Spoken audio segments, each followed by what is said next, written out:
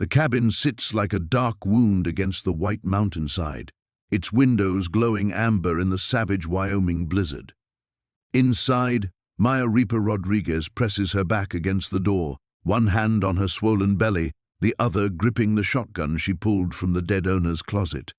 8 months pregnant and 300 miles from her motorcycle club, she thought this abandoned shelter would keep her safe from the rival gang hunting her.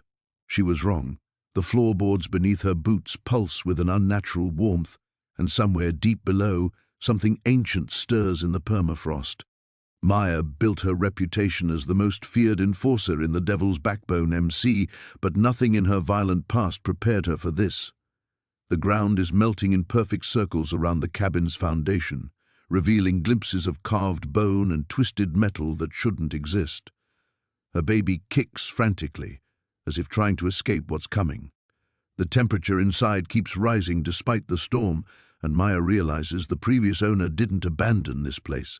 He was protecting the world from what's buried underneath. But what happens when an ancient evil discovers the perfect vessel growing inside her womb? The dead man's name was Edgar Whitmore, according to the journal she'd found beside his mummified corpse in the bedroom. 3 days into her stay, Maya had grown accustomed to stepping around his preserved remains. The dry mountain air had turned him into little more than leather and bones, but his final entries told a story that made her blood run cold. Day 847. The circles are growing wider. Temperature inside reached 89 degrees yesterday despite the snow. I can hear them whispering through the floorboards. They know I'm getting weaker. Day 851. Found 3 more bones today. Human, small. Children's skulls with symbols carved into the foreheads. God help me, I should have burned this place down years ago. Day 855, they're calling to me now, promising things. My Sarah, they say they can bring her back, but the price is too high. I won't let them have another child, I won't. Maya's motorcycle had broken down 2 weeks ago, her Harley's engine finally surrendering to the brutal cold after she'd pushed too hard trying to outrun the Iron Wolves. The rival gang had put a bounty on her head after she'd killed their president's son in a dispute over territory. Being pregnant hadn't bought her any mercy. If anything, it made her more valuable. A child born to a hell rider could be raised as property, sold to the highest bidder, or worse. She'd spotted the cabin's smoke from miles away and dragged her bike through 3 feet of snow to reach it. Finding Edgar's body had been a shock, but not enough to make her leave. The storm was getting worse, and she needed shelter for herself and the baby. That was before the floor started warming up. Now, pressing her ear against the wooden planks, Maya could swear she heard movement beneath.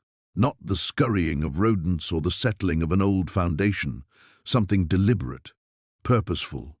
The carved bones Edgar had mentioned were becoming more visible as the permafrost melted, forming intricate patterns around the cabin's perimeter. Her baby kicked again, harder this time, and Maya winced. The kid had been restless ever since she'd arrived, constantly shifting and pushing as if something was agitating it. She'd initially blamed it on stress, but the timing seemed too coincidental. A board creaked behind her, and Maya spun around, shotgun raised. The main room was empty, but the temperature had climbed another few degrees. Sweat beaded on her forehead despite the blizzard raging outside. The amber glow from the fireplace cast dancing shadows across walls covered in Edgar's frantic scribblings, symbols copied from the bones below, desperate prayers in multiple languages, and what looked like protective wards drawn in charcoal and dried blood. The whispers started just after midnight. At first, Maya thought it was the wind finding gaps in the cabin's walls, but the sounds were too rhythmic, too much like voices.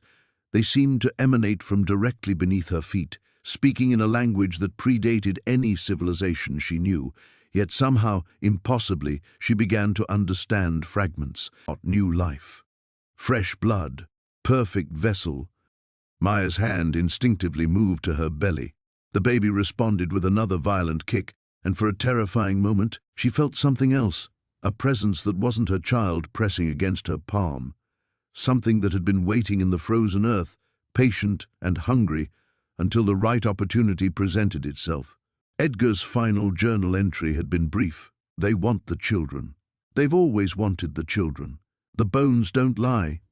As Maya stared at the melting circles around the cabin's foundation, she realized the truth Edgar had died protecting. This wasn't random. Her breakdown, finding this place, the timing of everything, it was orchestrated. Something buried beneath the permafrost had been calling to her, drawing her here like a moth to flame. The whispers grew louder, more insistent, and Maya felt her unborn child respond with movements that seemed almost like answers. She was no longer sure who was really in control. The wind died as suddenly as it had begun, leaving behind a silence so complete that Maya could hear her own heartbeat thundering in her ears. She pressed her face against the frost-covered window, squinting into the darkness beyond. The snow had stopped falling, but what she saw made her stomach clench with something deeper than hunger. The entire landscape had changed. Where before there had been scattered rocks and scraggly pines, now the ground undulated in strange geometric patterns. Rows of raised earth stretched out like ancient furrows, too uniform to be natural, too old to be recent. In the stark moonlight filtering through the clouds, they looked like graves. Maya pulled back from the window, her breath fogging the glass. The baby kicked hard against her ribs as if sensing her unease. She'd been having contractions on and off since the crash. Nothing regular yet, but each one reminded her how vulnerable she was out here, how alone. The floorboards groaned beneath her feet as she moved toward the fireplace. The cabin felt different now, charged with an energy that made her skin crawl. She'd broken into enough places over the years to know when somewhere felt wrong, and this place was practically screaming warnings. But she had nowhere else to go. The fire had burned down to glowing embers. Maya grabbed another log from the stack beside the hearth, surprised by how light it felt. When she held it up to the firelight, she saw why. The wood was old, almost petrified, carved with symbols that definitely weren't made by any saw or axe. Spirals and interconnected lines wound around the bark like ivy, worn smooth by countless hands.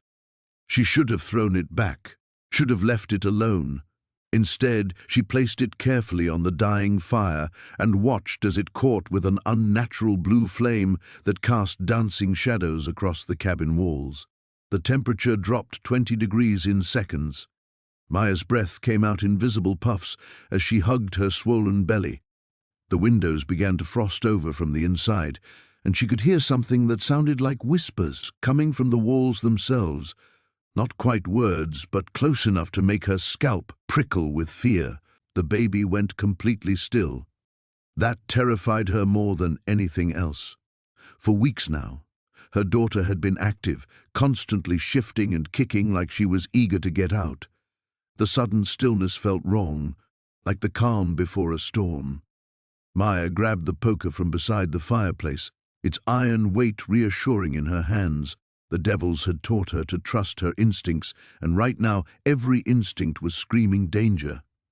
She moved toward the front door, thinking maybe she could make it back to the bike, get the hell away from whatever this place was. The door wouldn't budge. She pulled harder, throwing her full weight against it, but it was like the wood had fused with the frame. The windows were the same, sealed tight as if they'd never been meant to open. Panic rose in her throat as she realized the truth. She wasn't sheltering in this cabin. She was trapped in it. A contraction hit her then, stronger than any before, doubling her over with its intensity. She gripped the door handle, gasping, as pain radiated from her lower back around to her stomach.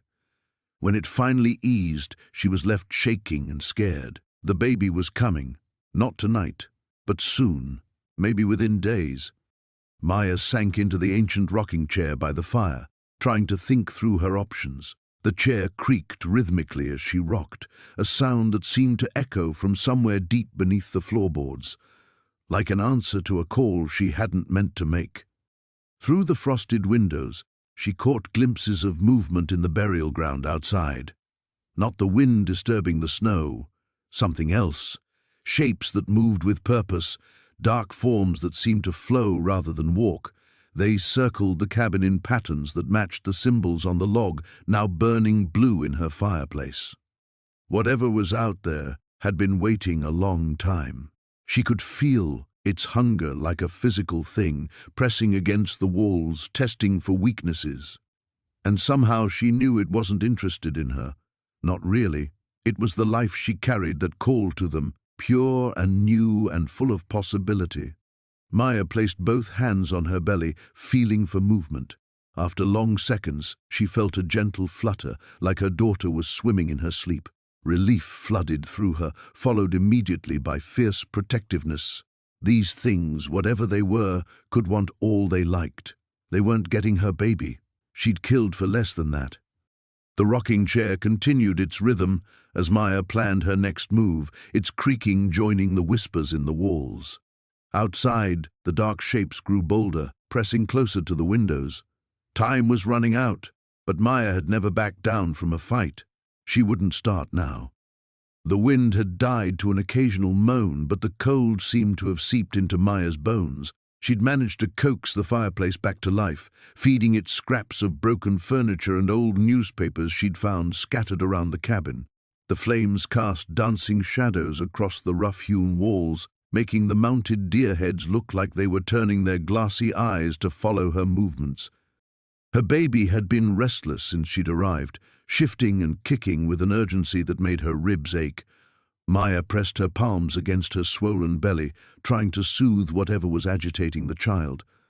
"Easy there, little warrior," she whispered, but the baby only pushed harder against her touch, as if trying to claw its way out. The floorboards creaked beneath her feet as she explored the cabin's single room more thoroughly. Dust motes swirled in the firelight, disturbed by her passage. The place felt wrong somehow, not just abandoned but avoided. There were no signs of recent habitation, no food in the cupboards, no personal belongings left behind, just empty shelves and furniture arranged as if someone had been expecting guests who never came. In the far corner, she discovered a trapdoor hidden beneath a moth-eaten rug. The iron ring was cold against her palm as she pulled, revealing a ladder descending into absolute darkness. The smell that rose from below made her stomach lurch. Not quite decay, but something older and more fundamental. Earth and bone and time. Maya grabbed a half-burned piece of wood from the fireplace, using it as a torch as she carefully descended. Her pregnant belly made the climb awkward, forcing her to move slowly and grip each rung with white knuckles. The baby's movements had become almost violent now, each kick stealing her breath. The cellar was larger than she'd expected, stretching beyond the cabin's foundation. The dirt floor was packed hard, worn smooth by countless footsteps. Wooden shelves lined the walls, filled with glass jars containing things she couldn't quite identify in the flickering light. Preserved roots, perhaps, or herbs. Some held darker shapes suspended in cloudy liquid. But it was the symbols carved into the support beams that made her skin crawl. They weren't crude scratches. Someone had taken time and care to etch these marks deep into the wood, spirals and angular designs that seemed to shift when she wasn't looking directly at them. Below each symbol, the wood was stained dark, as if something had been repeatedly spilled there over many years. The makeshift torch sputtered, threatening to die. Maya moved quickly toward what looked like old oil lamps hanging from hooks. Her fingers fumbled with matches she'd found upstairs, finally coaxing one lamp to life. The improved light revealed more of the cellar's secrets, and she wished it hadn't. Bones, scattered across the far end of the dirt floor like discarded toys, small ones mostly, rabbits, birds, maybe cats, but among them were larger specimens that made her throat tighten. The skull, grinning up at her from beside an overturned crate, was definitely human, its eye sockets black and hollow. Her baby gave a particularly violent kick, and Maya doubled over, gasping. When she straightened, she noticed something else that made her blood freeze. The dirt floor around the bones wasn't packed smooth like the rest of the cellar. It was soft, recently disturbed, and it was moving. Not much, just a subtle shifting, as if something underneath was trying to work its way to the surface. The bones scattered across the area trembled slightly, clicking against each other with tiny ceramic sounds. Maya backed toward the ladder, her heart hammering against her ribs. That's when she heard the whispers. They seemed to come from the walls themselves, or perhaps from beneath the shifting dirt, too faint to make out words, but unmistakably human voices. Multiple voices, speaking in what sounded like different languages, different time periods. Some had the cadence of prayers, others the urgency of pleas. All of them were directed at her, or rather, at what she carried. The lamp's flame guttered and nearly died. In the moment of near darkness, Maya could have sworn she saw pale shapes moving just at the edge of vision. When the light steadied, they were gone, but the whispers had grown stronger. She climbed the ladder faster than was safe, her pregnant body protesting every movement. The baby had gone completely still now, which somehow felt worse than the violent kicking.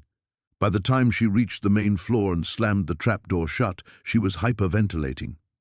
Maya dragged a heavy chair over the trapdoor and collapsed beside the fireplace, trying to calm her racing pulse. But even with thick wood between her and the cellar, she could still hear them. The whispers had followed her up, seeping through the floorboards like smoke. They seemed to be coming from everywhere now. The walls, the ceiling, the very air around her. And they were getting closer.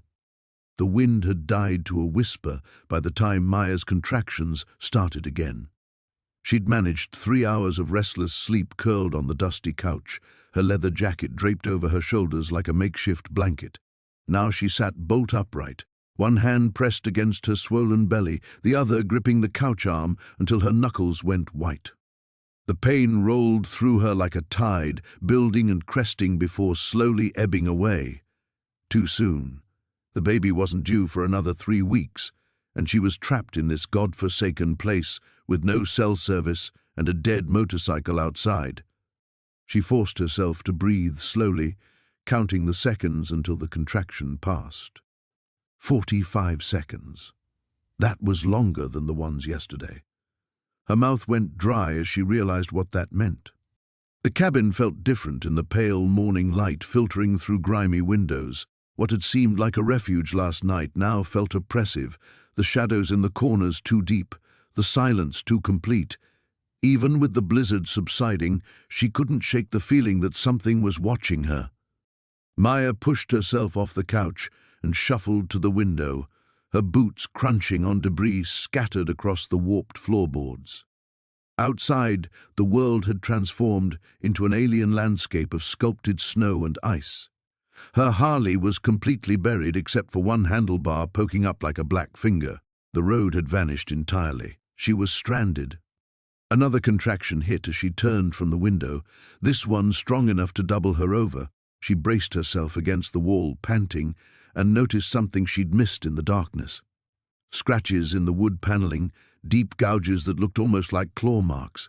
They started about waist-high and dragged downward, as if something had been trying to claw its way up from below, or trying to get out. The thought made her stomach lurch. She followed the marks with her eyes, noting how they seemed to concentrate near the far corner of the room where shadows gathered thickest. The floorboards there looked different too, darker and more warped than the rest, as if they'd been subjected to moisture or extreme cold. Maya knew she should focus on more practical concerns: food, water, staying warm. Finding a way to signal for help before the baby decided to make its appearance in this nightmare of a place. But something drew her toward that corner, a compulsion she couldn't quite explain. The scratches grew deeper as she approached, gouged so violently into the wood that splinters littered the floor beneath them. At the very corner, where the marks converged, she found something that made her blood freeze. A hole, not much bigger than her fist, but perfectly round and so dark it seemed to swallow the weak daylight. The edges were worn smooth, as if countless things had passed through it over the years. A smell rose from the opening, faint but unmistakable, the sweet cloying odor of decay. Maya backed away quickly, her heart hammering. Every instinct screamed at her to stay away from that corner, to put as much distance between herself and that hole as possible. But as she turned to leave, she heard something that stopped her cold.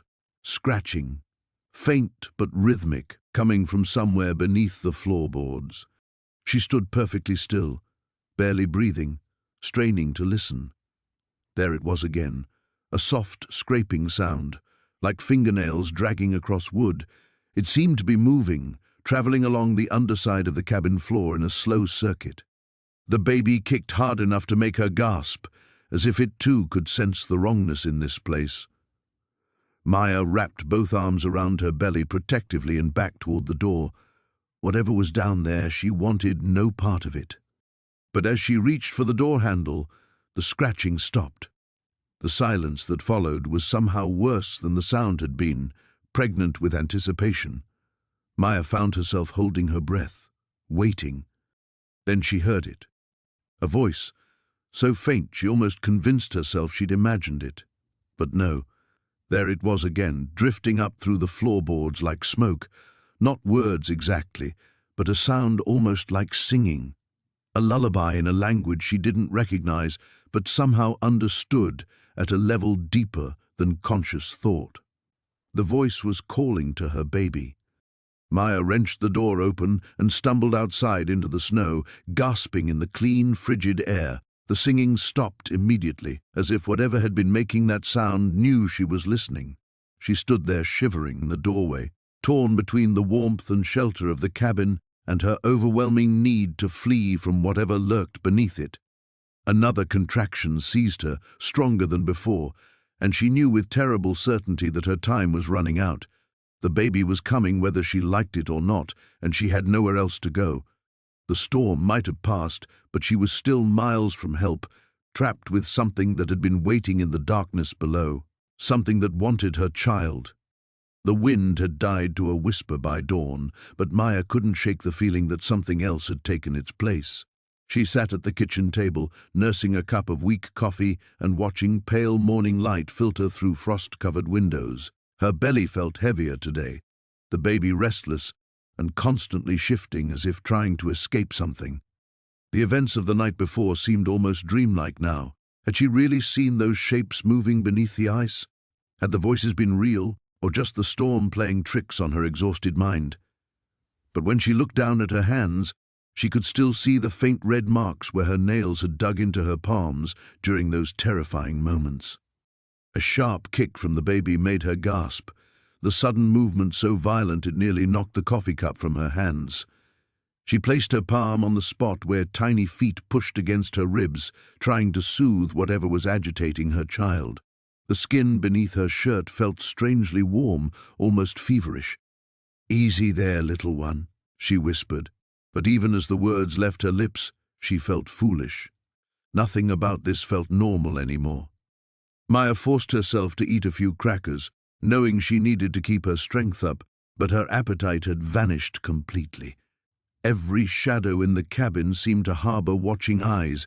Every creak of settling wood sounded like approaching footsteps. She found herself constantly checking the locks on the doors, though she couldn't say what exactly she was trying to keep out. By mid-morning, she'd convinced herself that fresh air might help clear her head. The storm had passed, leaving behind a crystalline world of pristine snow that sparkled under weak sunlight. Maya bundled herself in the heaviest coat she could find and stepped onto the porch, her breath forming small clouds in the frigid air. The silence was absolute. No bird songs, no rustling of small animals in the underbrush, nothing but the soft whisper of wind through snow-laden pine branches. It was the kind of silence that felt heavy, expectant, as if the entire mountain was holding its breath.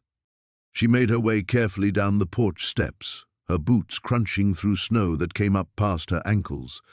The effort of walking through the deep drifts was exhausting, but she pressed on, driven by a need to prove to herself that the terrors of the night were nothing more than pregnancy hormones and isolation playing havoc with her imagination. But as she rounded the corner of the cabin, Maya stopped dead in her tracks. The snow, where she'd seen the dark shapes beneath the ice, was different now. While everywhere else lay smooth and undisturbed, this area was marked by a series of depressions, as if something had pushed up from below and then settled back down. The patterns were too regular to be random, too purposeful to be explained away by shifting earth or melting ice. Maya's heart began to race as she noticed something else.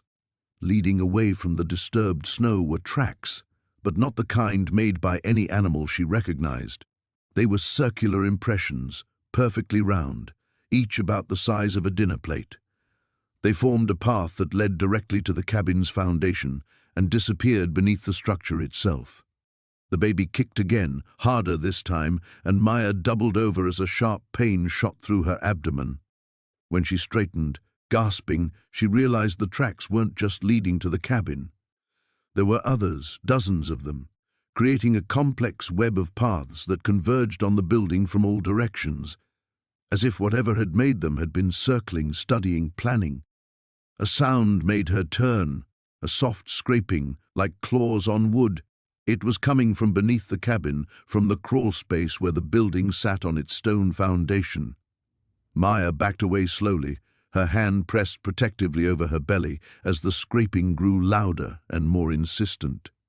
Then she heard it, a voice, muffled but unmistakably human, calling from somewhere under the floorboards. It was speaking words in a language she didn't recognize, but the tone was urgent, almost pleading. Other voices joined it, creating a chorus of whispered entreaties that seemed to rise from the very earth itself.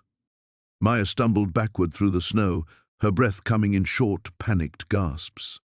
The voices followed her, growing louder, more demanding. She could feel them somehow, pressing against the edges of her consciousness like fingers probing for a way in. The baby's movements became frantic, as if responding to the supernatural summons. Maya's vision blurred as another wave of pain crashed over her, this one stronger than before. She knew with terrifying certainty that something was wrong, not just with her situation but with the pregnancy itself. As she reached the porch steps, Maya cast one last look back at the disturbed snow. The circular tracks seemed to pulse in the morning light, and for just a moment she could swear she saw something moving beneath the white surface. Something that had been waiting a very long time, and was finally ready to claim what it believed belonged to it. The baby kicked hard against Maya's ribs, as if sensing the malevolent presence that seemed to seep through the cabin's walls. She pressed her back against the kitchen counter, one hand protectively covering her swollen belly while the other gripped the largest knife she could find. The blade trembled in her grasp as shadows danced beyond the frost-covered windows. Something scratched at the back door, not the frantic clawing of an animal seeking shelter, but deliberate, methodical scraping that sent ice through her veins. The sound moved along the wall, circling the cabin like a predator testing its prey's defenses.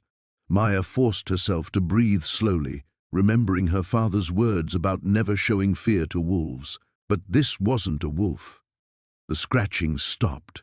In the sudden silence, Maya could hear her own heartbeat thundering in her ears and the baby's restless movements. Then came a sound that made her blood freeze, a low, keening wail that seemed to rise from the earth itself. It wasn't quite human, but held enough resemblance to human grief to be deeply unsettling. Maya crept toward the front window, staying low and keeping the knife ready. The blizzard had intensified, creating a wall of white that should have hidden anything lurking outside. Yet she could see shapes moving through the snow, tall, thin figures that swayed with an unnatural rhythm. They appeared to be dancing around something in the yard, their movements synchronized despite the howling wind. The baby kicked again, harder this time, and Maya gasped at the sudden sharp pain. As if responding to the sound, the figures stopped their dance and turned toward the cabin. Even through the storm, she could feel their attention like cold fingers pressing against her skin. A new sound joined the wind, whispers in a language she didn't recognize, yet somehow understood. They were calling to her child, promising warmth and eternal rest. The words crept into her mind like smoke, carrying images of a peaceful sleep beneath the frozen ground where nothing could hurt her baby, where they could be together forever in the dark embrace of the earth. Maya shook her head violently, backing away from the window. Whatever was out there was trying to get inside her thoughts, to make its offer seem reasonable. She'd seen similar tactics used by rival gangs, psychological warfare designed to break down resistance before the real attack began. The front door rattled in its frame, though no wind could have reached it from that angle. The rattling grew more insistent, accompanied by that same deliberate scratching. Maya realized with growing horror that the sounds were coming from multiple points around the cabin now. They were surrounding her. She stumbled into the bedroom and began throwing her meager belongings into her motorcycle jacket. Whatever was happening here, she needed to get back to her bike and ride out of these mountains before it was too late. The engine might not start in this cold, but she had to try. A crash from the main room made her freeze. Glass scattered across the floor, and the temperature dropped noticeably as wind and snow poured through what must have been a broken window. But underneath the storm's roar, she heard something else, the wet sound of something large pulling itself across the wooden floor. Maya grabbed the poker from beside the small fireplace and moved toward the bedroom door. Through the crack, she could see into the main room where snow was already accumulating in a growing pile beneath the shattered window. Something dark moved within that pile, something that left no tracks but displaced the snow as it passed. The whispers grew louder, more insistent. They spoke of the child's destiny, of how long they had waited for new life to grace their ancient resting place. Maya felt a sudden cramping in her abdomen and realized with mounting panic that the stress was triggering early labor pains. She bit back a cry and pressed herself against the bedroom wall. The baby couldn't come now, not here, not with these things circling like vultures. She needed to reach civilization, needed doctors and hospitals and people who could help her fight whatever was trying to claim her child. The sounds in the main room grew closer. She could hear something sniffing around the doorframe, searching for her scent. The whispers promised that birth would be easier here, that the ancient ones knew secrets of bringing life into the world that modern medicine had forgotten. All she had to do was step outside and let them help.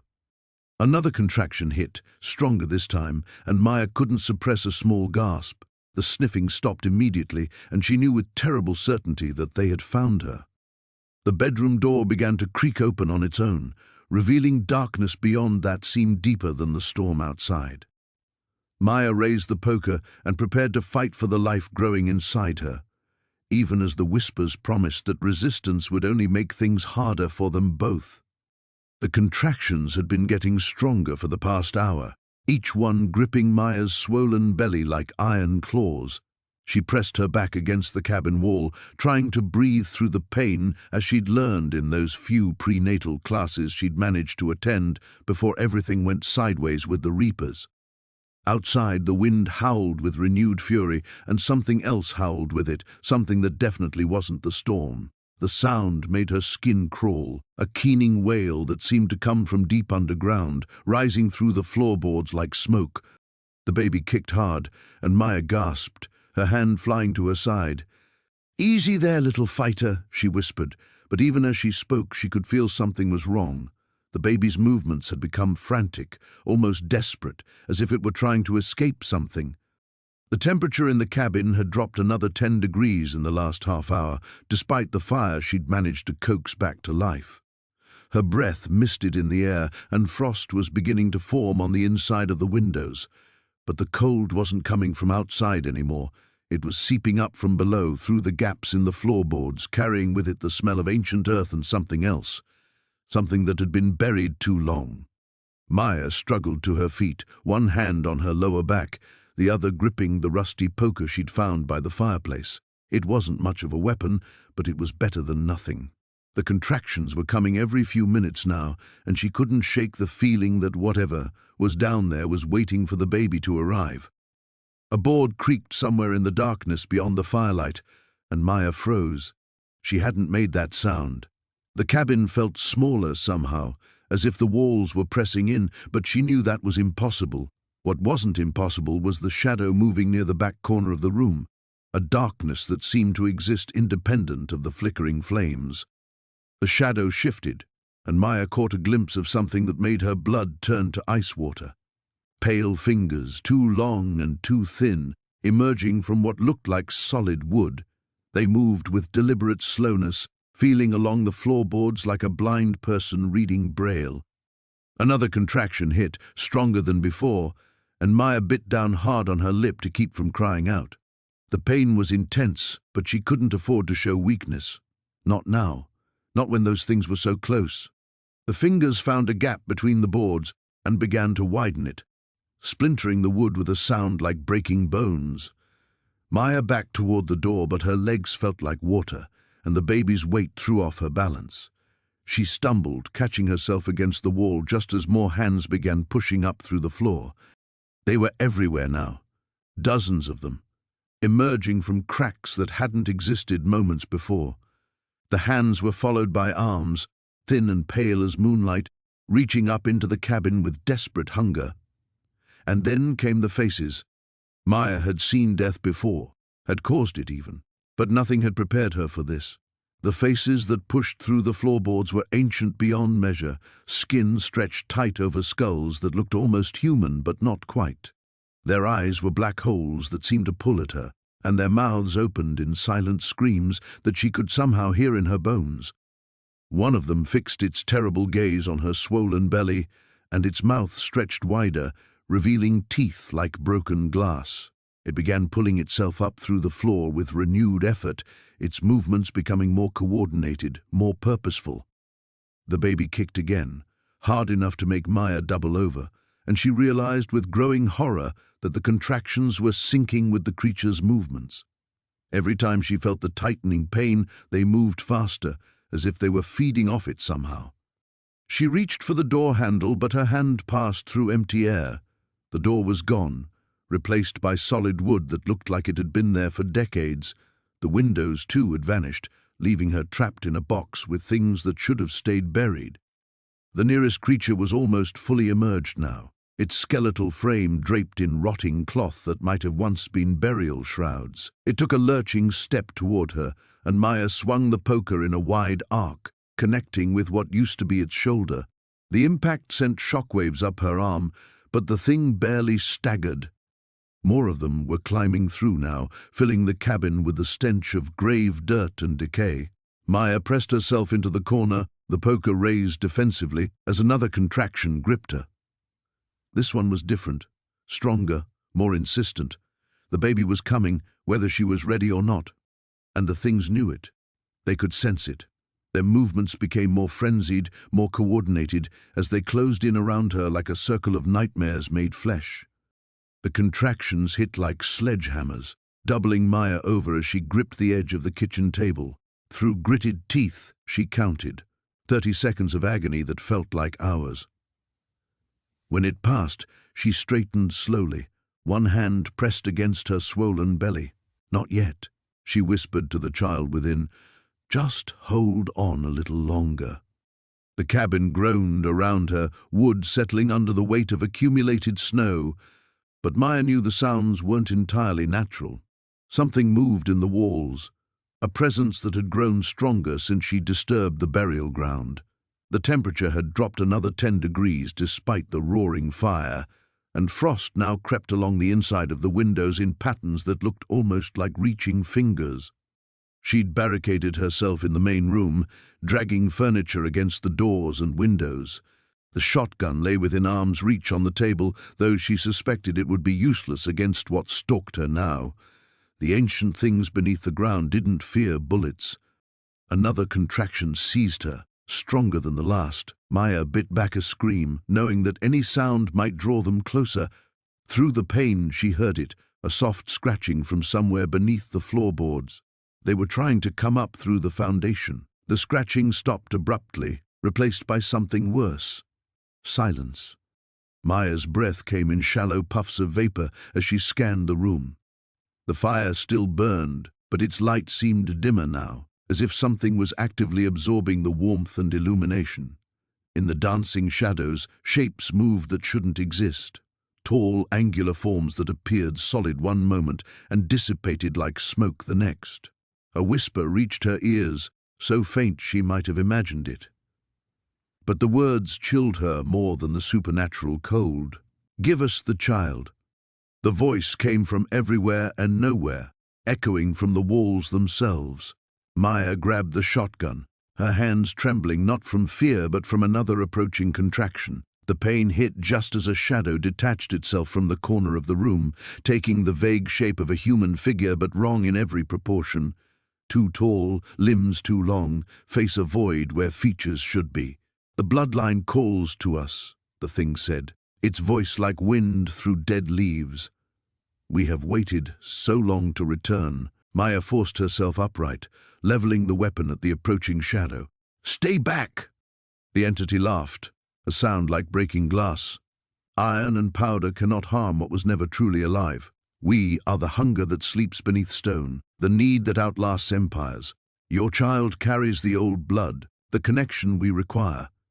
More shadows began to manifest around the room's perimeter. Maya realized with growing horror that they weren't just appearing, they were rising through the floorboards like smoke, seeping through the very foundation of the cabin. Her makeshift barricades were useless against beings that could pass through solid matter. The contractions were coming faster now, less than 2 minutes apart. Maya's water broke in a warm rush that steamed in the frigid air. The entities seemed to sense her vulnerability, pressing closer with each wave of pain that racked her body. "The birth approaches," one of them hissed with obvious hunger. "Soon we will taste life again." Maya backed toward the fireplace, using the poker to brace herself as another contraction hit. The metal grew ice-cold under her grip, despite being inches from the flames. Everything the shadows touched seemed to drain of warmth and vitality. Through the agony, a memory surfaced, something her grandmother had told her about the old ways, about protection that didn't rely on weapons or walls. Maya grabbed a burning log from the fire, ignoring the searing heat against her palm.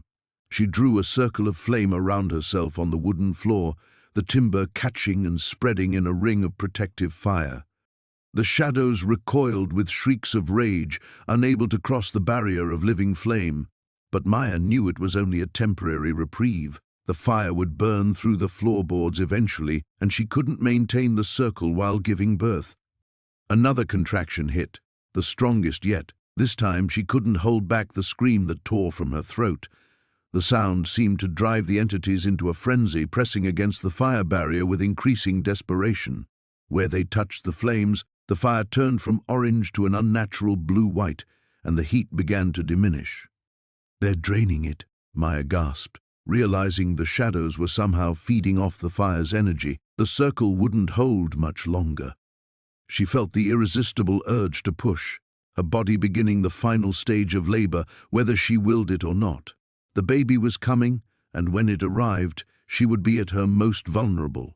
The entities seemed to sense this, their forms growing more solid and defined as her strength waned. Maya gripped the fire poker like a weapon and prepared for the fight of her life and her child's soul.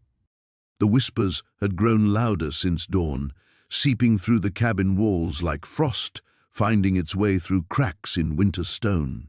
Maya pressed her palms against her belly, feeling the child's restless movements as if it too could sense the ancient voices calling from beneath the frozen earth.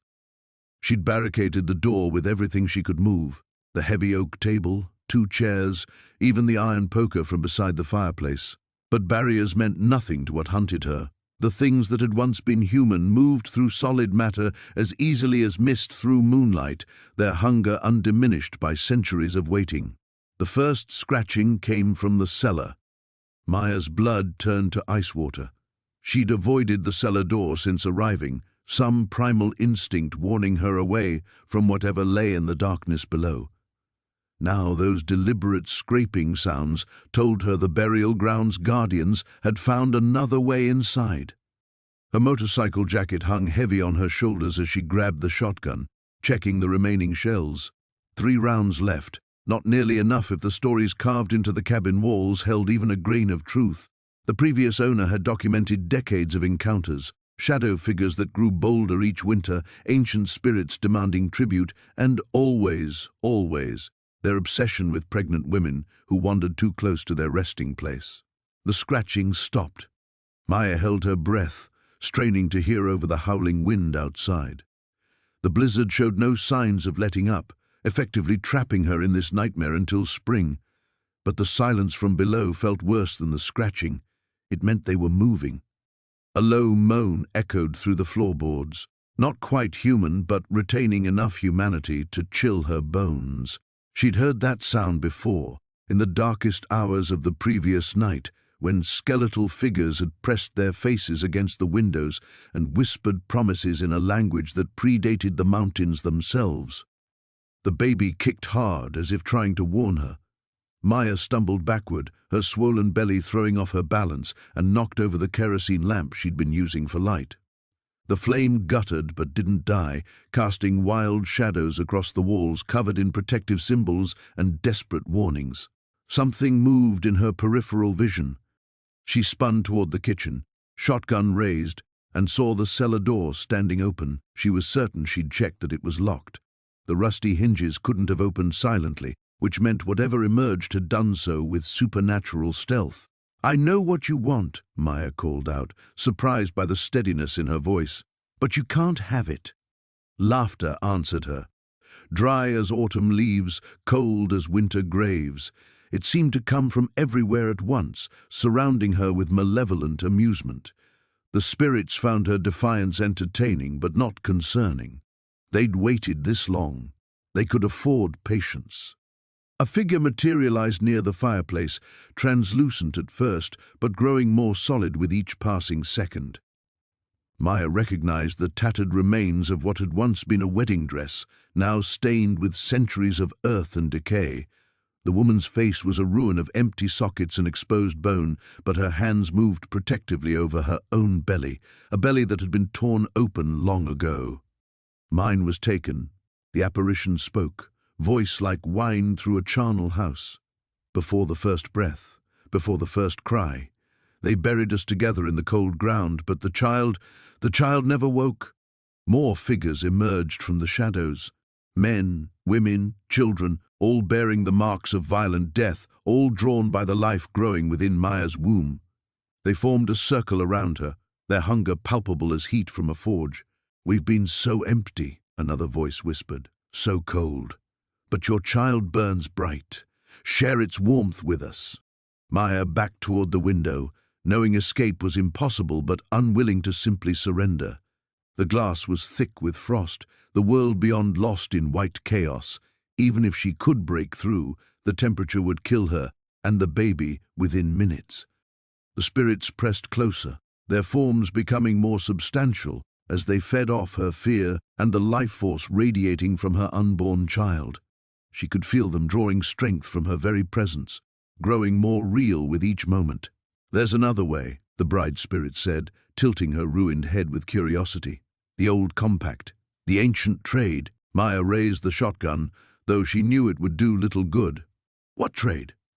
"Your life for the child's freedom. Willing sacrifice has power.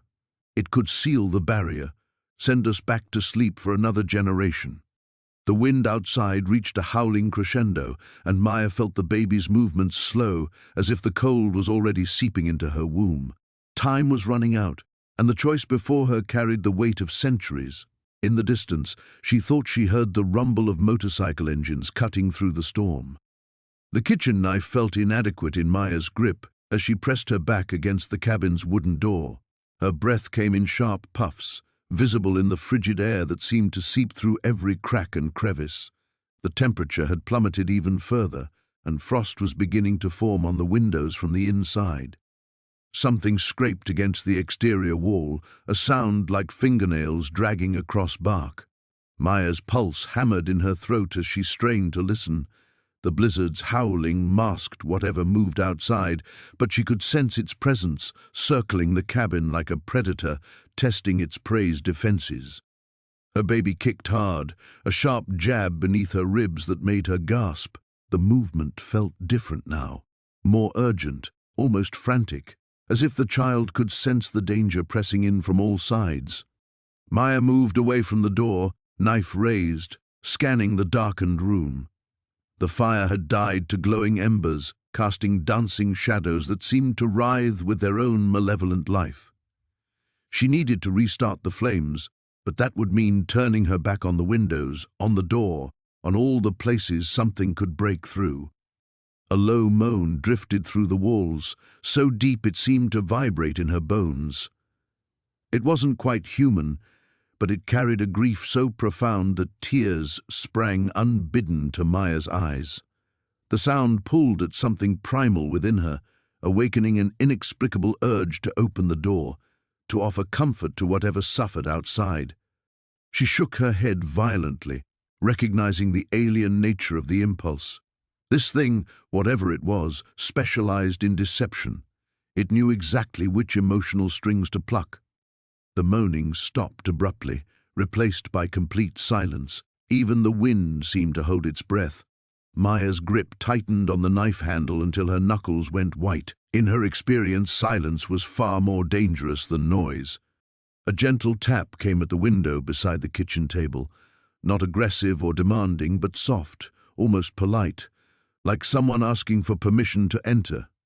Maya forced herself to look, though every instinct screamed against it.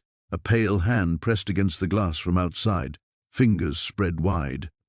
The skin was corpse-white, with dark veins visible beneath the surface like cracked marble. But it was the size that made her stomach lurch. The hand was far too small, delicate as a child's. "Please," came a voice, thin and reedy through the glass.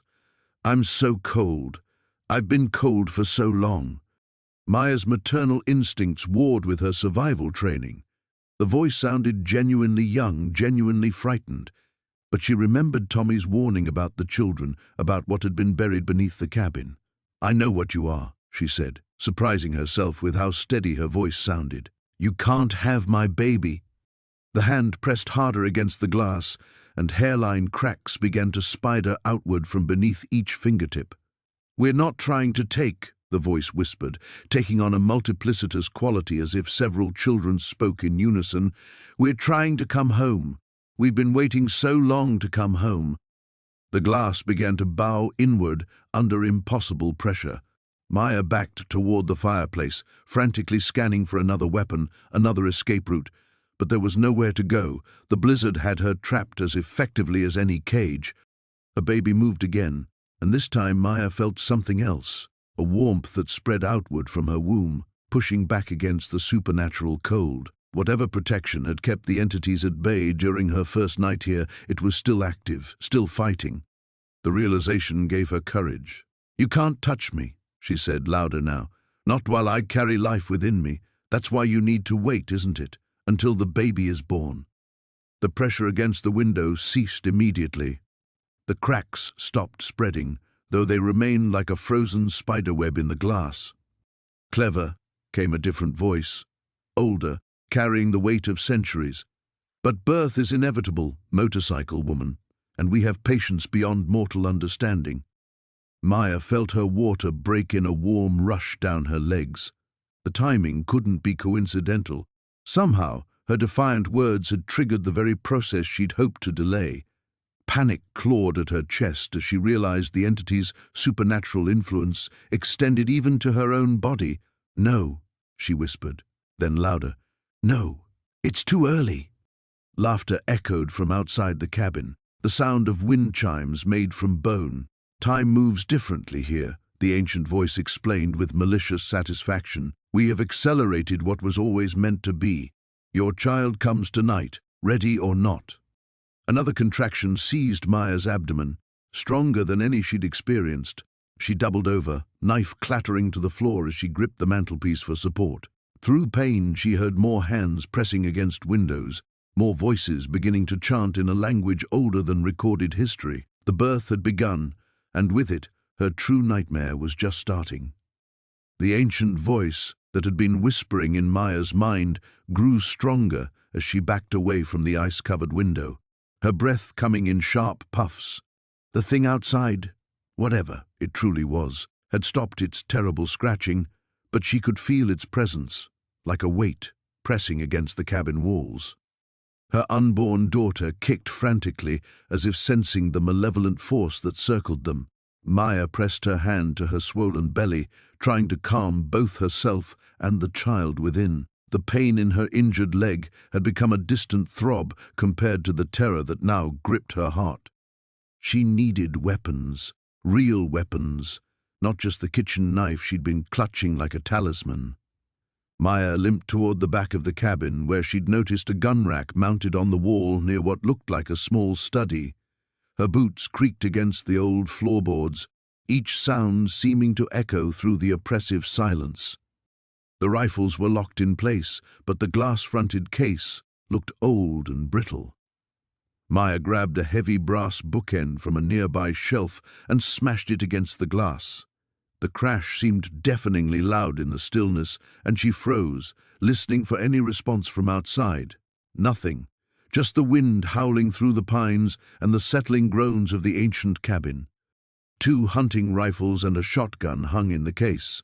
Maya grabbed the shotgun first. She'd learned to shoot with one similar to it back when she was still trying to impress the Reapers with her fearlessness. That felt like a lifetime ago now. She found a box of shells in a drawer below and loaded the weapon with hands that trembled only slightly. As she worked, the voice in her head grew clearer, speaking in a language she didn't recognize but somehow understood. It spoke of ancient hungers and old promises, of blood debts and the cycle of life and death that had been disrupted.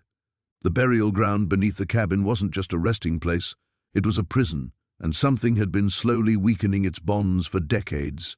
Maya's water breaking had been the final key, the life force needed to shatter the last of the barriers holding the entity back. A sound from upstairs made her freeze, soft footsteps, moving slowly across the ceiling above her head. But that was impossible. She'd checked the upper floor when she first arrived. It had been empty, covered in dust and debris from a partially collapsed roof. The footsteps paused directly overhead, then resumed, pacing back and forth with deliberate slowness. Whatever was up there knew exactly where she was. Maya raised the shotgun toward the ceiling, tracking the sound of movement above. Her daughter's kicks became more insistent, and she felt a warm trickle down her inner thigh. Not blood, amniotic fluid. The contractions she'd been trying to ignore were getting stronger, coming more frequently. The baby was coming, whether she was ready or not. The footsteps stopped. In the sudden silence, Maya heard something else, a low humming, like a lullaby being sung by vocal cords that had long since rotted away. The sound drifted down through the floorboards, wrapping around her like invisible fingers. She backed toward the front door, keeping the shotgun trained upward. The humming followed her movement, the source shifting across the ceiling to stay directly above her. Whatever was up there wasn't just aware of her presence, it was hunting her with calculated precision. Maya's hand found the door handle behind her, but when she tried to turn it, the metal was so cold it burned her palm. Ice had formed around the edges of the door, sealing it shut as effectively as any lock. The windows would be the same. She was trapped inside with whatever had taken residence in the upper floor. A contraction hit her then, stronger than any before, and she doubled over with a gasp of pain. The shotgun wavered in her grip as she fought to stay upright. The thing above her seemed to sense her vulnerability because the humming grew louder, more insistent, joined now by other voices, singing in harmony from different parts of the upper floor. They weren't alone anymore. Whatever had awakened had called others. Maya forced herself upright as the contraction passed, sweat beading on her forehead despite the cold. She had maybe an hour before the baby came, possibly less. An hour to figure out how to escape a cabin that had become a trap, surrounded by forces she didn't understand, with a blizzard raging outside that would kill her as surely as whatever lurked in the darkness. The ancient voice whispered seductively in her mind, promising safety for her child if she would only submit, only let them help with the birth.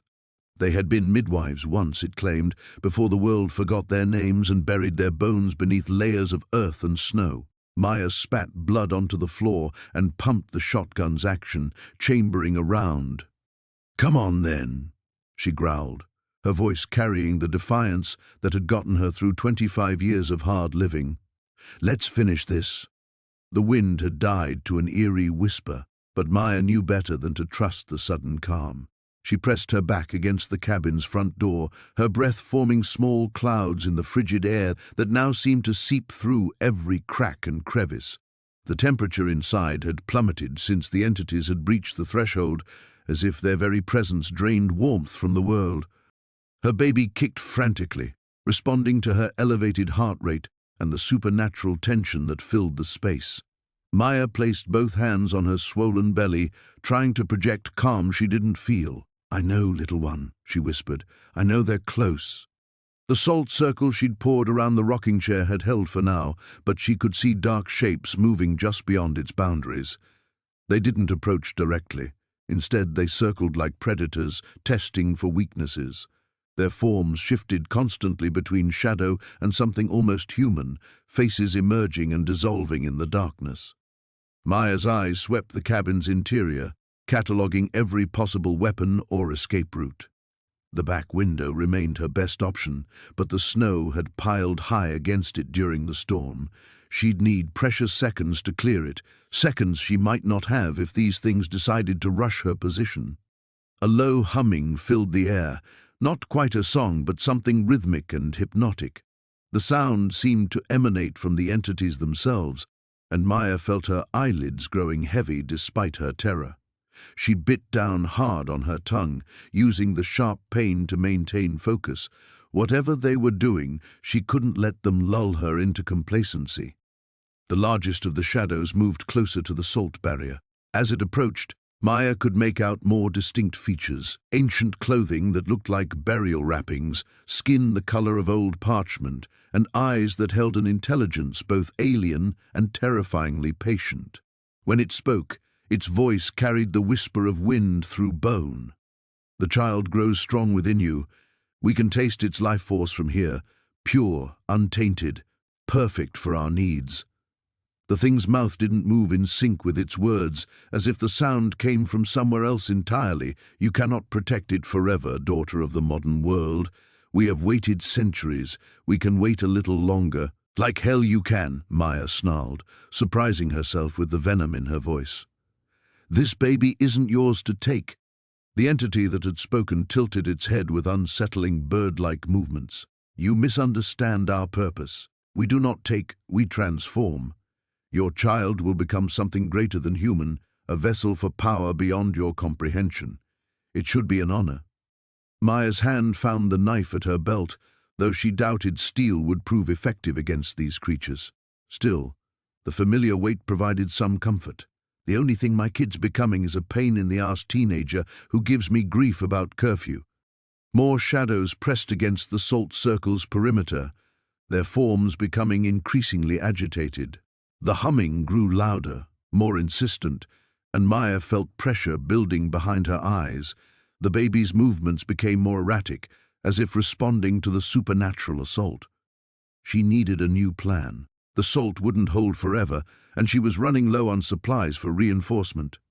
Her gaze fell on the cabin's stone fireplace, where embers from her earlier fire still glowed faintly. Fire had always been humanity's first defense against the darkness.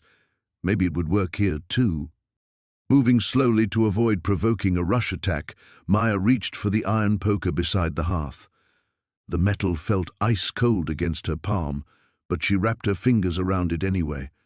With her other hand, she grabbed a piece of partially burned wood, its tip still glowing orange. "You know what your problem is?" she said conversationally, trying to mask her movements with banter. "You've been sleeping in the ground so long, you forgot how fights actually work." The lead entity's eyes narrowed. "Elaborate." "Simple," Maya said, then lunged forward and swept the poker through the salt circle, breaking the barrier deliberately. Sometimes the best defense is a good offense. The shadows surged forward immediately, just as she'd expected, but Maya was already moving, diving toward the fireplace and thrusting her burning brand into the pile of kindling she'd prepared earlier. Flames roared to life, casting wild light throughout the cabin and causing the entities to recoil with sounds like steam escaping from cracked earth. She didn't stop there. Grabbing a second piece of burning wood, Maya hurled it at the nearest shadow. The creature shrieked and dissipated where the fire passed through it, though she couldn't tell if the damage was permanent or temporary. "Fire!" she shouted, as much to bolster her own courage as to taunt her attackers. "You ancient bastards never figured out fire, did you?"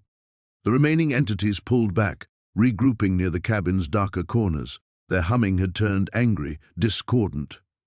Maya kept the fireplace at her back and brandished her makeshift torch, buying herself time to think of the next move. Outside, the wind began to rise again. The creature that had once been Magnus moved with fluid grace through the cabin's shadows, its elongated limbs bending at impossible angles as it stalked closer. Ice crystals formed in the air around it, and Vera's breath came out in sharp white puffs as the temperature plummeted. She pressed her back against the kitchen counter, one hand clutching the iron poker, the other instinctively protecting her belly.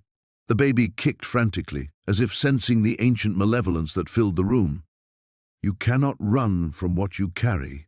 The thing that wasn't Magnus spoke, its voice a harmony of whispers that seemed to come from everywhere at once. "The child belongs to us now. It has been marked." Vera's mind raced. The salt barrier had held them outside, but Magnus had already been in the cabin when she'd created it. She needed to think like Jake had taught her, look for weaknesses, find the angle nobody expected. The creature tilted its head, studying her with those hollow sockets where Magnus's eyes should have been. "Your mate fought bravely. His spirit was nourishing, but incomplete. We require innocence, purity." Its gaze dropped to her swollen stomach. Life that has never drawn breath in this tainted world. A contraction hit her without warning, doubling her over with pain. Too early, too strong. The stress was triggering, labor whether her body was ready or not. She bit back a scream, refusing to show weakness. "That's it," the Magnus thing crooned, moving closer with each shuffling step. "Let the child come to us willingly." Vera straightened despite the agony, swinging the poker in a wide arc. It passed harmlessly through the creature's chest as if striking smoke, but where the iron touched, ethereal flames erupted. The thing shrieked and stumbled backward. Iron. It could hurt them, even if it couldn't kill them. She pressed her advantage, jabbing the poker forward again and again, forcing the creature to retreat toward the living room. With her free hand, she grabbed the cast-iron skillet from the stove. "You want my baby?" she snarled, advancing step by step. "You'll have to go through me first, you ancient piece of shit." The Magnus thing's form flickered, sometimes solid flesh, sometimes writhing shadow. "You delay the inevitable. Already the child turns. Already it listens to our call." Horror crept up Vera's spine as she felt the baby's movements change. The kicks became rhythmic, almost like a heartbeat, but not quite right. Too slow, too deliberate. Another contraction seized her, stronger than before. This time she couldn't suppress her cry of pain. She was going into labor whether she wanted to or not, and when the baby was born, no, she wouldn't let that happen. Vera lunged forward, bringing the skillet down with all her strength. It connected with the creature's skull in an explosion of sparks and screaming.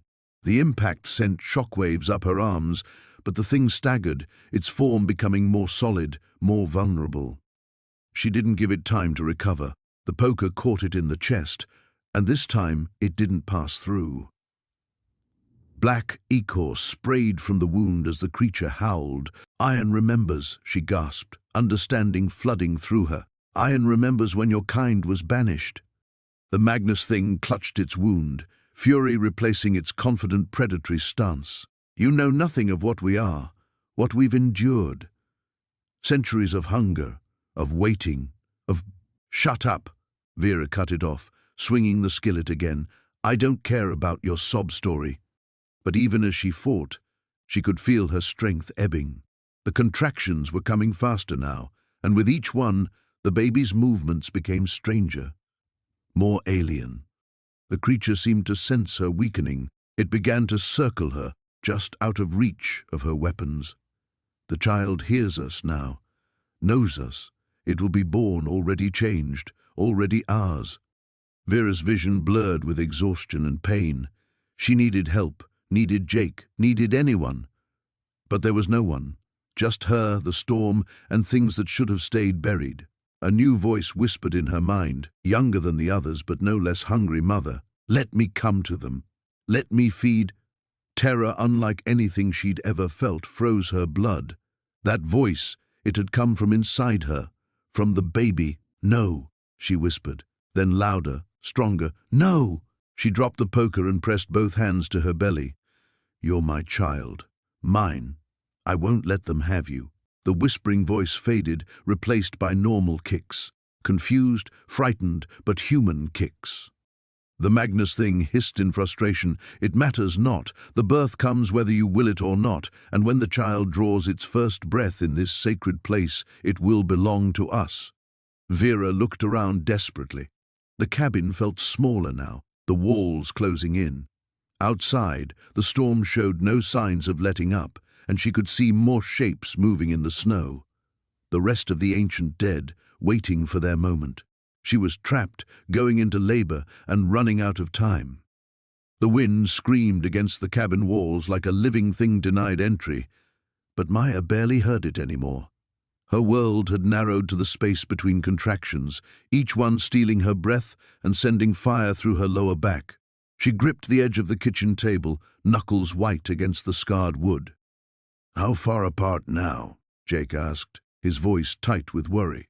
He'd been timing them obsessively for the past hour, scribbling numbers on a piece of paper with shaking hands. 4 minutes, Maya gasped, feeling the latest wave subside. Maybe 3.5. Through the frost-covered window, she could see shapes moving in the swirling snow. Not the shambling figures they'd been fighting for days, but something else, something that moved with purpose, circling the cabin in patterns that made her skin crawl. The ancient burial ground beneath their feet pulsed with malevolent energy, as if sensing the approaching birth. Jake pressed a warm cloth to her forehead. "We need to get you upstairs, away from this floor." Maya nodded, but before she could move, another contraction seized her. This one was different, stronger, more insistent. The baby was coming whether they were ready or not. As the pain peaked, the temperature in the cabin plummeted. Their breath misted in the suddenly frigid air, and frost began forming on the inside of the windows. "It knows," Maya whispered when she could speak again. "Whatever's down there, it knows the baby's almost here." The floorboards beneath them groaned and shifted, as if something massive was stirring in the depths. Dust rained down from the ceiling beams, and the oil lamps flickered ominously. Jake helped Maya to her feet, supporting her weight as they made their way toward the narrow staircase. They'd barely reached the bottom step when the front door exploded inward, not from the wind, but from something far worse. A figure stumbled through the opening, or what had once been a figure. The thing that entered bore only a passing resemblance to humanity. Its flesh hung in frozen tatters, revealing glimpses of ancient bone beneath. Its eyes were holes that seemed to drink in the lamplight, and when it opened its mouth, no sound emerged but the whistle of wind through a broken throat. "Go," Maya urged, pushing Jake toward the stairs. "Get upstairs now." But more shapes were flowing through the doorway like a tide of nightmares. Some walked upright on legs that bent in impossible directions. Others crawled along the walls and ceiling, their fingers elongated into claw-like appendages that scraped against wood and stone. All of them moved toward Maya with single-minded hunger. Jake positioned himself between Maya and the advancing horde, raising the fire poker he'd grabbed from beside the hearth. The first creature lunged at him, and he swung with desperate strength. The poker passed through the thing's torso without resistance, as if striking mist. But the creature's claws were solid enough when they raked across his shoulder, tearing through his jacket and drawing blood. Maya felt another contraction building, stronger than any before. The baby was crowning. She could feel it. In that moment of overwhelming sensation, something changed in the cabin's atmosphere. The ancient presence beneath them surged upward, seeking its prize, but it met resistance. Not from Maya or Jake, but from something else entirely. The unborn child pulsed with its own light, a warm radiance that pushed back against the supernatural cold. Maya understood then why the creatures wanted her baby so desperately. It wasn't just new life they sought to corrupt, it was pure life, untouched by the world's darkness. But that same purity was also its protection. The salt circle, she gasped between breaths. "Jake, the salt circle in the bedroom." He understood, immediately. Still fighting off the grasping creatures, he helped her up the stairs, one agonizing step at a time. The things below shrieked in frustration, their voices like breaking glass. Some tried to follow, but their forms became less substantial as they moved away from the burial ground's direct influence. They collapsed inside the bedroom just as Maya's water broke. Jake slammed the door and quickly traced a circle of salt around the bed, using the last of their supply. The moment the circle closed, the supernatural pressure lifted slightly.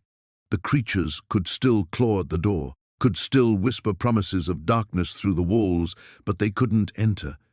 Maya gripped Jake's hand as the final stage of labor began in earnest. Outside the salt circle, outside the cabin, the storm raged on, but here, in this small pocket of protection, new life prepared to enter a world that desperately wanted to claim it. The baby was coming, and with it, a reckoning that would determine whether light or darkness would triumph in this forgotten corner of the mountains. The ancient thing pressed against Maya's mind like ice water flooding her skull. She stumbled backward from the altar, her hands instinctively protecting her belly as the carved symbols began to pulse with that sickly green light. The whispers grew louder, no longer speaking in that dead language but forming words she could understand. "Give us the vessel," they hissed through the walls, through her bones, through the very air she breathed. "Give us life renewed." Maya's contractions were coming faster now, each one feeling like her body was being torn apart from the inside. The baby kicked frantically, as if sensing the malevolent presence that hungered for it. She needed to get out of this underground chamber, away from whatever lay beneath the altar stone. But when she turned toward the passage she'd crawled through, the way was blocked. Not by debris or cave-in, but by something far worse. The corpses from the burial niches were moving, their desiccated forms shambling toward her with jerky, unnatural movements. Empty sockets leaked that same green phosphorescence, and their mouths hung open in silent screams. "Shit, shit, shit!" Maya gasped, pressing herself against the far wall. Her hand found the crowbar she'd dropped, its metal surface now warm to the touch. The iron seemed to repel the approaching corpses slightly, making them hesitate and circle rather than advance directly.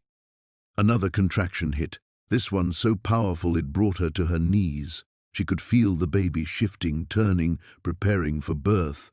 But not here, not in this cursed place where hungry spirits waited to claim new flesh.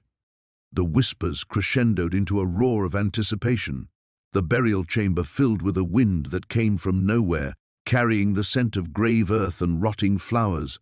The green light pulsed in rhythm with Maya's heartbeat, and she realized with growing horror that the ancient presence was sinking itself to her life force, preparing for the moment when the baby would be most vulnerable.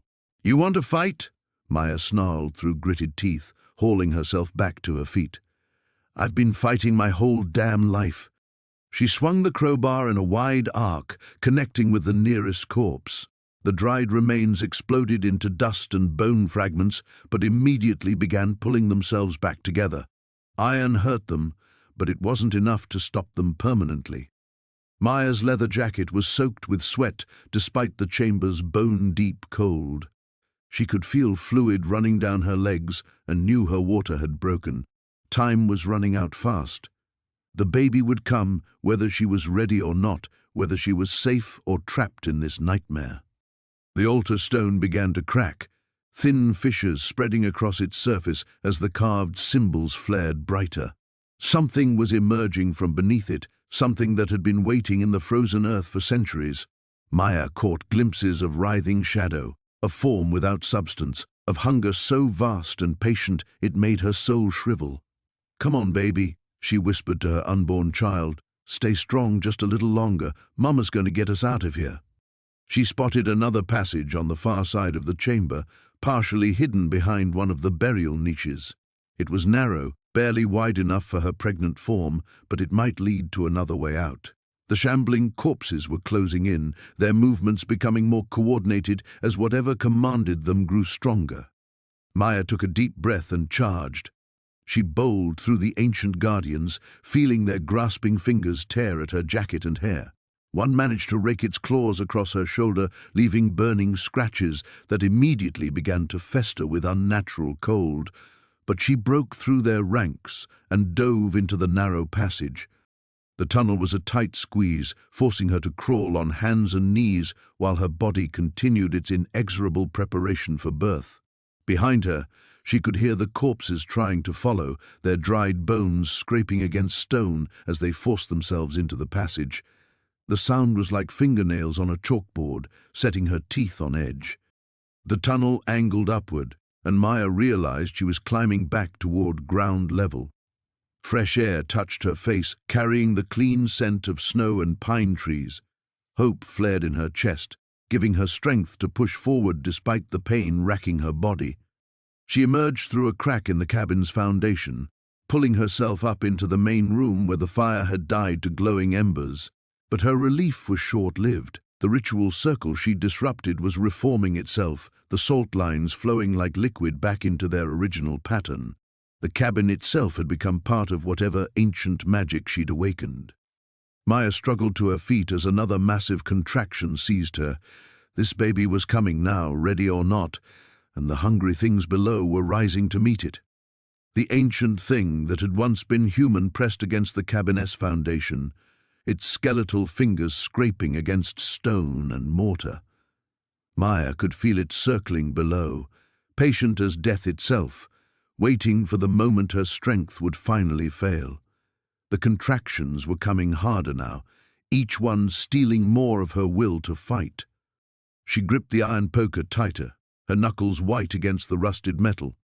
The protective circle of salt and sacred symbols she'd carved into the floorboards still held, but barely. Dark stains were seeping up between the wooden planks, and the temperature in the cabin had dropped so low that her breath came in crystalline puffs. Through the boarded windows, she could hear them gathering, the other spirits that had been drawn by the ancient hunger stirring beneath the burial ground. Their voices whispered in languages that predated civilization, promising her relief from the pain if she would only step outside the circle, only let them help with the birth.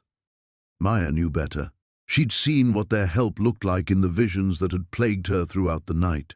Babies born with eyes like black holes, their cries echoing across centuries of darkness. Mothers who birthed shadows instead of children, their wombs becoming doorways for things that should never touch the living world. Another contraction seized her, and she doubled over, biting back a scream. The protective circle flickered like a candle flame in wind. The moment she lost control, the moment she let fear or pain override her vigilance, they would pour through the cracks in her defenses like water through a broken dam. The entity below the cabin floor grew bolder, pressing harder against the barriers between dimensions. Maya felt it testing the strength of each symbol, each carefully placed grain of salt. It had been waiting so long, centuries of dormancy beneath the frozen earth, sustained only by the occasional traveler who stumbled into its domain. But what it hungered for wasn't just life. It wanted innocence. It wanted the pure, unmarked soul of a newborn to serve as its vessel for returning to the world above. Maya's phone, its battery somehow still holding despite the supernatural cold, buzzed against her leg. Through blurred vision, she saw a text from Jake. Road crews working. Almost through. Hold on. As if she had any choice. The wooden floor beneath her feet began to splinter. Hairline cracks appeared in the protective circle, and she could see pale fingers pushing up through the gaps. Maya pressed the hot iron poker against the emerging appendages, and they retreated with sounds like steam escaping from a kettle. But for every hand she drove back, two more appeared elsewhere. The entity was learning, adapting, finding new ways to test her defenses. It whispered to her in her grandmother's voice, telling her that fighting was useless, that the child would be born into this world one way or another. At least if she cooperated, she might be allowed to live long enough to hold her baby once before the transformation began. Maya closed her eyes and reached deep into memories of her grandmother's true voice, not this twisted imitation. She remembered stories told on summer evenings, tales of women who had fought darkness with nothing but iron will and sacred knowledge, passed down through generations of mothers and daughters. The next contraction brought her to her knees, but she used the momentum to drive the poker deeper into the largest crack in the floor. Sparks flew where iron met otherworldly flesh, and the entity's shriek of pain and rage shook the entire cabin. Snow cascaded from the roof beams, and one of the boarded windows cracked. But the attack had cost the creature something. Maya could sense its retreat, pulling back into the deeper layers of earth where the oldest bones lay buried. It wasn't gone. She could still feel its presence like a splinter in her mind, but it was wounded, cautious. She used the respite to strengthen the protective circle, sprinkling fresh salt over the cracks and retracing the symbols with her own blood. The metallic taste of copper filled the air, mixing with the smell of ozone and ancient decay. Outside, the storm was finally beginning to weaken. The constant howl of wind had dropped to a whisper, and through the gaps in the boards, Maya could see the first pale hints of dawn creeping across the mountain peaks. Sunlight might not banish the entity completely. It had survived too long and grown too strong for that, but it would drive the creature deeper, make it harder for the thing to maintain its hold on the physical world. Another contraction, stronger than before. Maya realized with a mixture of terror and relief that the baby was coming whether she was ready or not. She had perhaps an hour before the birth, maybe less. 1 hour to maintain the barriers between her child and the hungry darkness below. 1 hour to prove that some things were worth fighting for, no matter the cost. The cabin's floorboards groaned beneath Raven's boots as she backed toward the fireplace. Her shotgun trained on the doorway, where shadows writhed like living smoke. The temperature had plummeted so drastically that her breath came out in sharp white puffs, and frost began forming on the windows despite the roaring fire behind her. The baby kicked frantically against her ribs, as if sensing the malevolent presence pressing against the walls. Raven's hands trembled, not from cold, but from the bone-deep certainty that whatever she'd awakened beneath the cabin was done waiting. A sound like splintering wood echoed from below, followed by a wet, sliding noise that made her stomach lurch. The floorboards beneath her feet began to bow and crack, dark liquid seeping up through the gaps. It wasn't water or mud, it was something far older, carrying the stench of decay and forgotten rituals. The front door exploded inward with such force that splinters embedded themselves in the opposite wall. But nothing visible entered. Instead, the temperature dropped another 10 degrees, and the shadows in the corners began moving independently of any light source. Raven's finger found the trigger as a voice whispered through the cabin, not heard, but felt, vibrating through her bones and settling in the space behind her eyes. "So long we have waited. So long we have hungered." The voice came from everywhere and nowhere. Ancient syllables that predated any language she knew, but somehow carried perfect meaning. Her unborn child responded with violent movement, pressing against her belly as if trying to escape. "You can't have her," Raven snarled, though she wasn't entirely sure how she knew the baby's gender. The knowledge had simply appeared in her mind, complete and unquestionable. "Have, child of iron and thunder, we do not take. We are given. We are owed." The shadows began coalescing near the shattered doorway, forming a shape that hurt to look at directly. It was tall and impossibly thin, with limbs that bent at wrong angles and a face that shifted between human features and something far more primitive.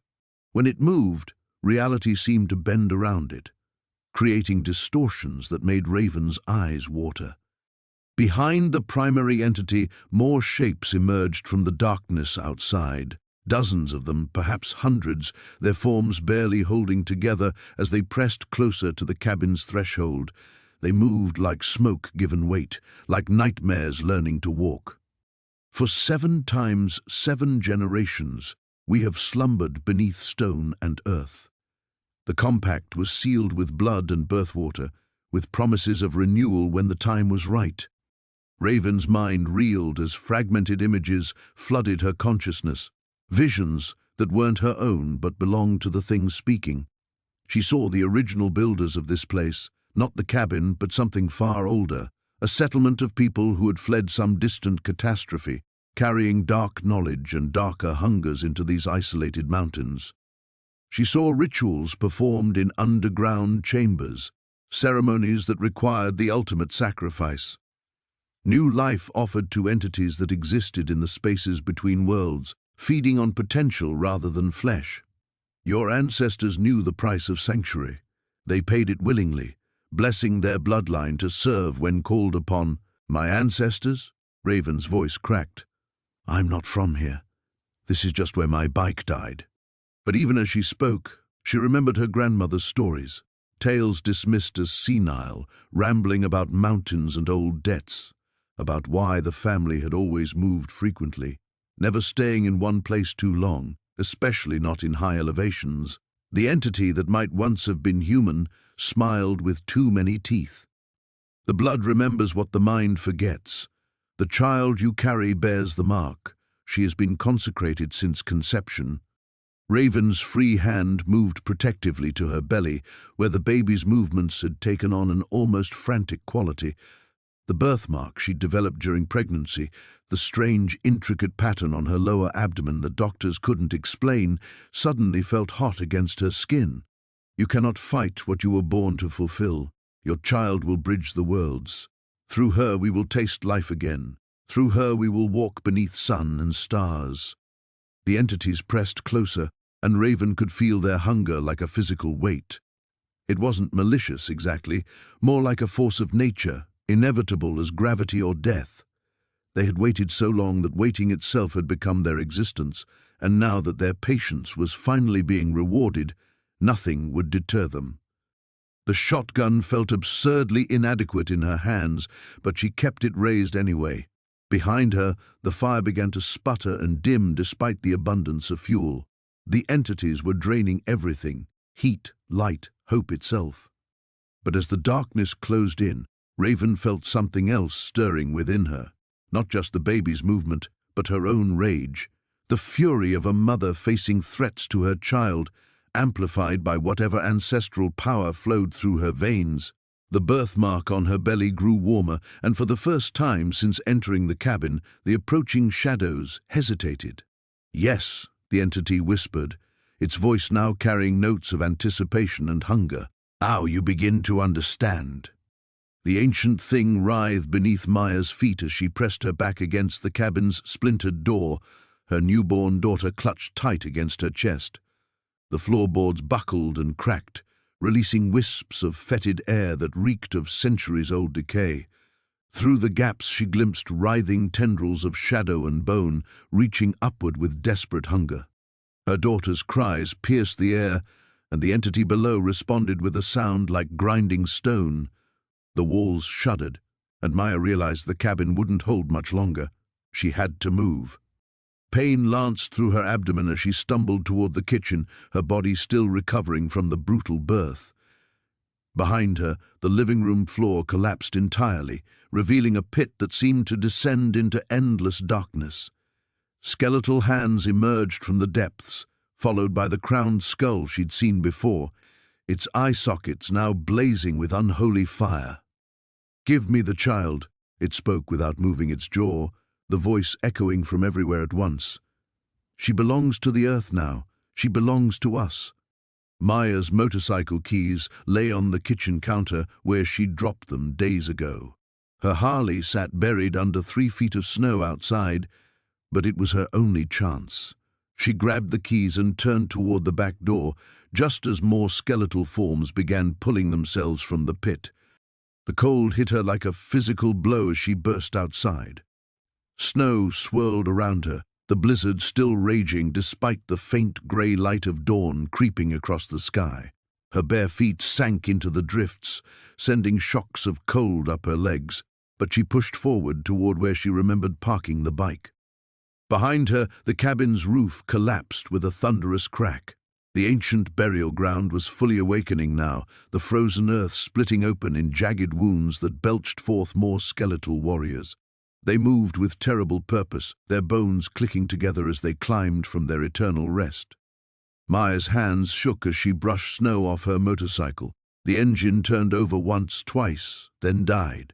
Her daughter's cries grew more frantic, and Maya could feel supernatural attention focusing on them like a laser. The crowned entity had emerged from the cabin's ruins, standing 8 feet tall, its ribcage split open to reveal a cavity of swirling darkness. "Start! Damn you!" she whispered, trying the ignition again. The engine roared to life just as the first skeletal warrior reached her. Maya gunned the throttle, snow spraying behind her as the bike lurched forward. The warrior's bony fingers scraped across her jacket but found no purchase. She raced down the mountain path, her daughter pressed against her chest with one arm while she steered with the other. The trail was treacherous, hidden beneath deep snow, but she knew these mountain roads from years of riding. Trust the bike, trust her instincts, keep moving. A glance in her mirror showed them coming. The skeletal army poured down the mountainside like an avalanche of bone and shadow, led by their crowned king. They moved impossibly fast across the snow, and Maya realized with growing horror that they were gaining ground. The path ahead curved sharply around a cliff face. Maya leaned into the turn, her knee nearly touching the ground as the bike fought for traction. Snow sprayed over the edge into the canyon below, and for a terrifying moment she felt the rear wheel slide toward the precipice. Then they were around the curve and racing down a straighter stretch. Maya's phone had 1 bar of signal now. She fumbled it from her pocket, nearly dropping it as she tried to dial one-handed while maintaining control of the bike. "Razor, it's Maya," she shouted when her sergeant-at-arms answered. "I need the club. All of them. Highway 36, mile marker 15. Bring everything." Behind her, the crowned entity let out a shriek that shattered trees. The skeletal army was still coming, and Maya could feel their hunger like ice in her veins. They wanted her daughter's life force, the pure energy of new existence to fuel their return to the world above. But Maya was Scorpion Brotherhood, and they didn't abandon family. She crested a hill and saw them waiting below, 30 motorcycles arranged across the highway, their riders armed with shotguns and automatic weapons. Razor stood at the front, his scarred face grim with determination. Maya raced past them and pulled to a stop. Her brothers opened fire as the skeletal horde reached the valley floor, filling the air with thunder and flame. Blessed bullets and iron shells tore through ancient bone, but the creatures kept coming. The battle raged for 20 minutes before the crowned entity finally fell, its skull shattered by concentrated fire. The remaining skeletons collapsed like marionettes with cut strings, returning to the death they'd left behind. Maya looked down at her daughter, who had finally stopped crying. The infant's eyes were bright and alert, already showing hints of the strength she'd inherited. "Welcome to the family, little one," Maya whispered, and rode toward home.